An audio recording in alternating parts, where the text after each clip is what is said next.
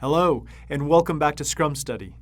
In the last video, you learned about the first principle governing Scrum, empirical process control. In this segment, we'll be exclusively talking about the second principle, self-organization.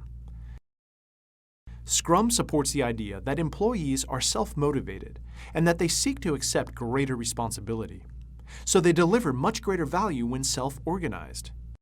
Supporting leadership. This is exactly what we prefer to have in Scrum-controlled projects. The preferred leadership style in Scrum, Supporting leadership. which emphasizes achieving results by focusing on the needs of the Scrum team. Moreover, self-organization doesn't mean that team members are allowed to act in any manner they want to.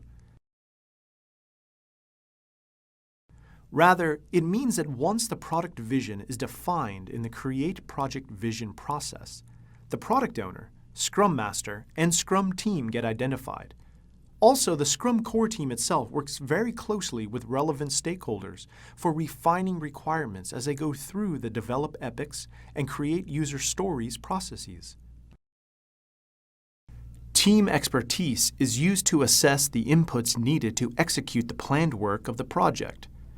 This judgment and expertise are applied to all technical and management aspects of the project during the Create Deliverables process.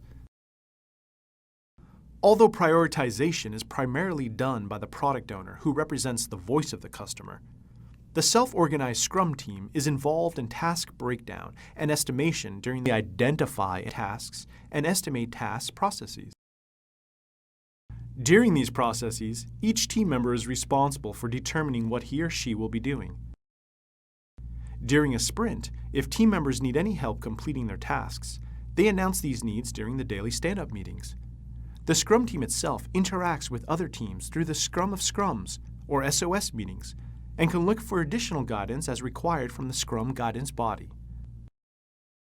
Finally, the Scrum team and Scrum Master work closely to demonstrate the product increment created during the sprint in the Demonstrate and Validate sprint process, where properly completed deliverables are accepted. Since the deliverables are potentially shippable, and the prioritized product backlog is prioritized by user stories in the order of value created by them, the product owner and the customer can clearly visualize and articulate the value being created after every sprint. And Scrum teams, in turn, have the satisfaction of seeing their hard work being accepted by the customer and other stakeholders.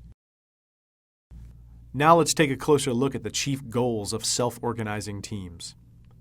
They understand the project vision and why the project delivers value to the organization. They estimate user stories during the Estimate User Stories process and assign tasks to themselves during the Update sprint backlog process. They identify tasks independently during the Identify task process. They apply and leverage their expertise from being a cross-functional team to work on the tasks during the Create Deliverable process. They deliver tangible results that are accepted by the customer and other stakeholders during the Demonstrate and Validate sprint process. They resolve individual problems together by addressing them during daily stand-up meetings. They clarify any discrepancies or doubts and remain open to learning new things. They upgrade knowledge and skill on a continuous basis through regular interactions within the team. And they maintain stability of team members throughout the duration of the project by not changing out team members unless it's unavoidable. To clarify more on this, here we have a diagram depicting the goals of a self-organizing team. In contrast to the traditional command and control style of management, Scrum supports the idea that today's workers have much more knowledge to offer than just their technical expertise, and they can deliver greater value when they're self-organized. And with that, we conclude yet another session on the Scrum principles. I hope this session has informed you on the Scrum principle of self-organization. I look forward to seeing you in the next segment on another Scrum principle. Thanks for watching.